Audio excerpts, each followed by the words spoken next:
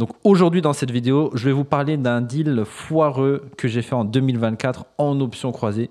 Donc dans cette vidéo, je vais vous expliquer qu'est-ce qui ne s'est pas bien passé, je vais vous expliquer quel a été le deal, où est-ce que je l'ai trouvé, comment je l'ai trouvé, quels sont les chiffres au final et pourquoi est-ce que ça a été un deal bof, vraiment foireux, un de mes pires deals que j'ai fait en option croisée.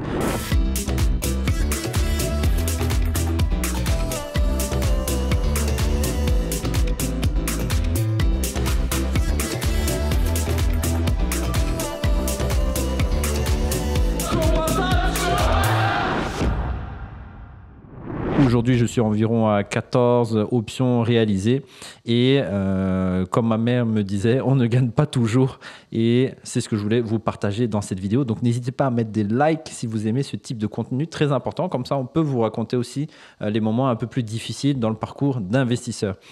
Donc c'est un deal que j'ai trouvé en off-market. Donc le bien, je pense qu'on était 2 ou 3 dessus qui avons reçu le deal. Comment je l'ai trouvé en off-market? Il y a environ 2-3 ans, j'avais visité un bien du côté de la province du Luxembourg. Je ne me rappelle plus exactement si c'était le nom de la ville. Et donc c'était un immeuble de rapport de 2 appartements. Et c'est la femme qui vendait le bien de son mari. Et alors, j'ai expliqué ce que je souhaitais faire, une option croisée à l'époque, etc. Et j'ai dit, voilà, on comptait revendre l'appartement à autant et le deuxième appartement à autant. On va faire peut-être un petit coup de peinture pour que les gens achètent un bien nickel. Et la dame a trouvé ça très intéressant. Et au final, on a fait une offre et l'offre n'a pas été acceptée. Et vous savez pourquoi? Parce qu'on a semé la graine et on a donné l'idée à la femme, justement, de faire de la vente à la découpe. Et du coup, c'est elle qui a fait la vente à la découpe et donc qui a revendu pour son mari plus cher. Donc ils ont réussi à obtenir un prix plus élevé.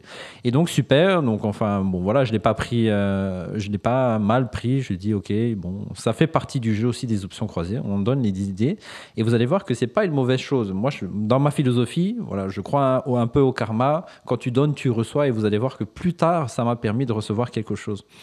Et donc le deal s'est fait. Et instinctivement, 6-7 mois plus tard, j'ai repensé à eux.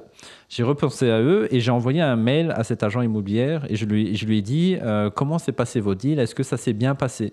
Elle m'a répondu, elle m'a dit oui, ça s'est très bien passé, on a tout vendu. Et j'ai demandé à combien vous avez vendu. Et elle m'a dit, vous avez raison, on a vendu à peu près au prix que vous avez estimé à l'époque.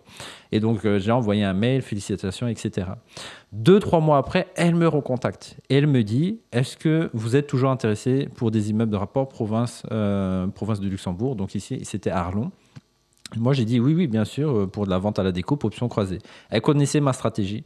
Et donc, elle a dit, j'ai un immeuble qui peut potentiellement vous intéresser.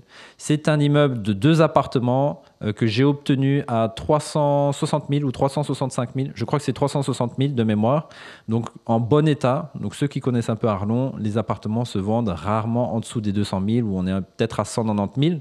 Donc, je me suis dit, c'est super intéressant. Il faut que j'aille voir. Et donc, je suis allé. Les amis, j'habite Bruxelles. J'ai fait 2 heures. Donc, chaque fois que je vais à Arlon, c'est 4 heures de route. Donc, préparez le podcast, abonnez-vous, écoutez les podcasts, justement ce type de contenu, et vous allez voir les 2 heures, les 4 heures, ils passent rapidement. Pas d'excuses en tout cas quand on veut réussir et gagner de l'argent. Et donc je suis allé voir donc ces 2 appartements. Il y a un permis qui a été introduit en 2018. Aujourd'hui, on est en 2024. C'est des dates importantes, vous allez comprendre pourquoi.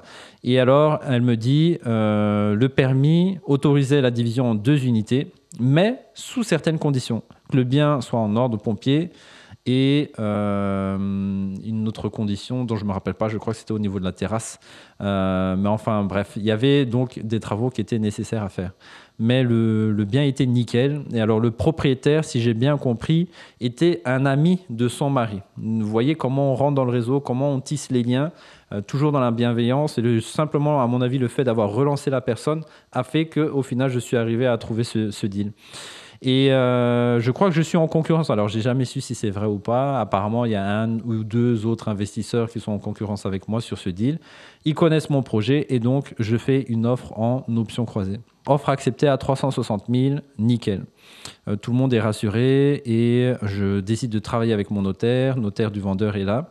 Et en fait, ce qui est super intéressant, comme je ne suis pas de la région, l'agent immobilière m'a donné des contacts pour tout. Elle m'a dit, vous pouvez travailler avec cette agence immobilière, puisqu'elle elle faisait mi-temps agent immobilière, donc elle ne voulait pas s'occuper de la revente. Et elle m'a mis en contact avec une de ses amies qui est agent immobilière. La région, d'ailleurs, si tu me vois ici, merci pour le travail que tu as réalisé. Et ça s'est bien passé, plutôt bon contact. Elle m'a mis en relation avec un géomètre. Elle m'a mis aussi potentiellement en relation avec un notaire, mais j'ai décidé de prendre mon notaire. Je prends mon notaire, le notaire reçoit tous les documents, toutes les informations concernant le bien et il me dit, bah, écoute Maëri, je t'aime bien, enfin il me dit pas ça, mais en gros je t'aime bien, mais ton dit je vais pas pouvoir le suivre en option croisée. Et moi je lui demande pourquoi, qu'est-ce qui se passe, etc. Il me dit, bah, regarde le permis a été délivré en 2018, mais aujourd'hui on est en 2024. Et les permis d'urbanisme sont valables 5 ans les amis. Et on peut les étendre, mais il faut demander une prorogation, ce qui n'a pas été fait ici. Donc techniquement, le bien n'est pas valable puisque le permis n'a pas, il a été exécuté partiellement, mais il n'a pas été constaté par la commune. Il faut faire venir, une fois que les travaux sont faits, faire venir la commune et que la commune valide le permis pour qu'il soit définitif, on va dire, pour le reste de la vie. Donc le challenge au niveau urbanistique de ce bien, c'est qu'il y a un permis qui a été octroyé en 2018, qui n'est plus valable. Donc quand le permis est octroyé, donc il y a des travaux à faire pour séparer en 2 unités, et vous avez 5 ans pour réaliser ces travaux. Et 98% des travaux ont été faits, sauf 2 conditions. Donc le permis a été octroyé sur 2 conditions. 1, les normes pompiers sont faites. Il y a eu 80% des normes pompiers sont faites, mais il y a des travaux communs qui étaient à prévoir, c'est-à-dire mettre des plaques RF au niveau de la cage d'escalier et de l'escalier qui descend dans la cave. Donc ça, c'était une chose qui n'a pas été faite, mais à charge des acquéreurs. Et deuxième condition, pour que le permis soit valable, ils voulaient, au niveau du passage latéral, en gros, ils ont mis du tarmac. C'était lisse, c'était bien, ça évacuait bien tout là où il fallait, mais ils voulaient du gravier. Alors, je ne sais pas pourquoi c'était la raison. J'ai essayé de sonder un peu la commune, ils avaient l'air assez intransigeants par rapport à ça. Donc, il avait fallu faire venir des entrepreneurs, des devis. C'est ça qui est bien quand vous travaillez avec une agence immobilière, vous savez déléguer tout ça à l'agence immobilière pour rassurer les acquéreurs et voilà leur dire si vous voulez mettre les normes pompiers, ça va vous coûter autant, si vous voulez mettre du gravier, ça va vous coûter autant. Et donc le permis était plus valable, donc 98% a été fait, mais il aurait été valable sur 2 conditions. Mais en sondant la commune disait le permis n'est plus valable, mais on reconnaît bien les 2 appartements. Et sur base de ces informations-là, donc c'est des emails de la commune, on a sondé 2-3 fois la commune, elle a bien confirmé, oui, il y a bien 2 appartements, mais le permis n'est pas valable. Et donc sur base de ces informations-là, le notaire du vendeur a bien voulu rédiger l'acte de base, ce qui permettait de vendre les appartements individuellement. Et c'était ça tout le challenge urbanistique de ce bien, pouvoir expliquer ça aux acquéreurs. Déjà, 1, c'est option croisée. 2, il y a des petites infractions. 3, il y a des infractions communes à réaliser. Donc, les gens ne savent pas sur quel copropriétaire ils vont tomber, etc. Et donc, il fallait vraiment agencer tout ça. On commence les ventes. Les ventes se passent assez bien pour le rez-de-chaussée. Il y a de l'engouement. Le prix est attractif. Pour le rez-de-chaussée, est vendu assez rapidement. Ensuite, le premier étage, donc, est un duplex et un peu plus compliqué. Donc, dans notre stratégie, j'avais un délai de 6 mois quand même pour ce deal. J'ai diminué un peu, on a fait quelques diminutions de prix. Malheureusement, alors gros tips pour vous, on arrivait à la période estivale, donc en plein mois de juin, juillet, août. Et donc, il y avait beaucoup moins de visites. Ça a été plus compliqué aussi. Et on a dans ce bâtiment, dans le duplex, il y a des locataires qui venaient d'aménager. Et comme ils venaient d'aménager, ils ont vu que le bien était en vente et ils ont pris peur. Alors, ils n'ont pas aménagé complètement. Donc, il y avait des planches, de meubles, il y avait vraiment un peu des broles, puisqu'ils n'étaient pas sûrs qu'ils allaient rester en fonction du prochain propriétaire. Et donc, ils se sont dit, est-ce qu'on va monter les meubles, etc. Donc, c'était à peu près semi-aménagé. Et ça donnait une image un peu négative, on va dire, pour les futurs acquéreurs. Les futurs acquéreurs demandaient, est-ce que ces personnes payent? Voilà, ça semait le doute. Donc, c'était un peu le challenge du bien. Donc la vente du duplex un peu compliqué, on procède à des diminutions de prix, on commence à recevoir des offres. Le challenge ici pour ce deal, ça a été donc les locataires qui ont à peu près aménagé. Donc les gens se posaient des questions sur est-ce que les acquéreurs, les investisseurs ou ceux qui achetaient ça pour une résidence principale, est-ce qu'ils paient les loyers, etc. Deuxième aussi challenge, c'était de pouvoir expliquer toutes les infractions. Donc les gens achetaient avec des infractions, il fallait expliquer les choses, mettre les FOB. Et là, c'est vraiment bien quand vous passez à travers un agent immobilier, ça a quand même de l'autorité. Quand vous avez un agent immobilier le mien avait des connaissances juridiques, il savait expliquer les choses.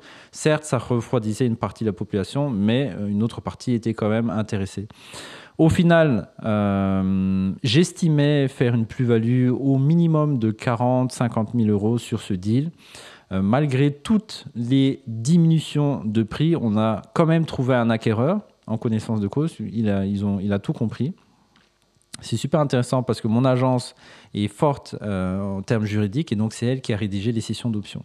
J'ai aussi un gros challenge. Et ça ne m'est jamais arrivé. C'est ça que j'adore dans les options croisées, c'est chaque deal est différent et il peut vous arriver des choses mais complètement inattendues. Déjà, donc le notaire du vendeur, je ne l'ai jamais vu. Ça a été que des échanges de mails et échanges téléphoniques. Et le notaire du vendeur, pendant le deal, pendant la période estivale, est tombé enceinte. Incroyable. Non, pardon, pas est tombée enceinte, a accouché. Et donc, moi, j'ai demandé, OK, pendant votre période, quand vous allez avoir votre enfant, est-ce que quelqu'un va reprendre le dossier? Elle a dit non, vous inquiétez pas, je vais gérer. Dans la pratique, je suis resté quasiment 2 mois, voire 3 mois, malgré les appels téléphoniques, les envois d'SMS. J'ai failli débarquer au niveau de l'étude, mais ça n'aurait servi à rien, la notaire n'était pas là.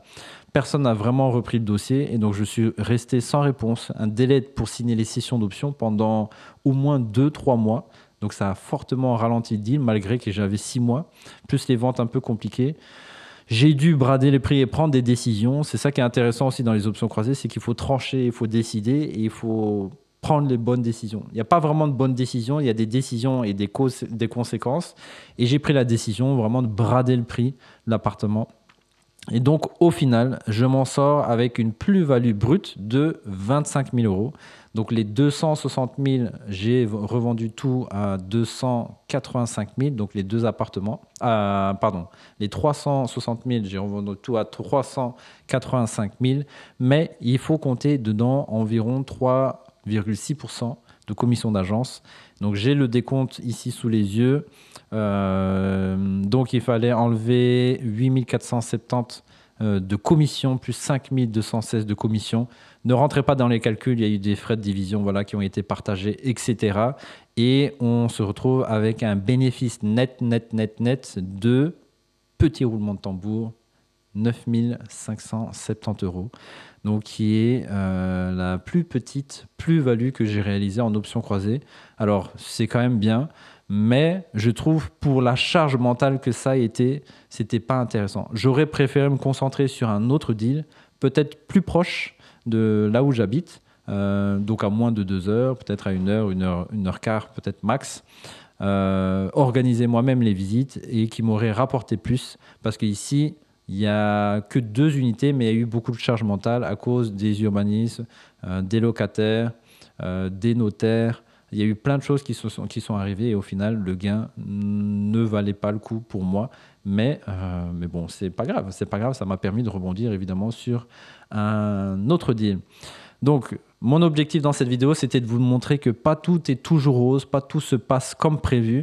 Et bien qu'on recommande à tout le monde d'être au contrôle du deal, mais il faut prendre des décisions des fois qui vous permettent d'arriver à un résultat qui est loin d'être le résultat escompté. Et ça fait partie du métier, on va dire, de l'investisseur, de l'entrepreneur.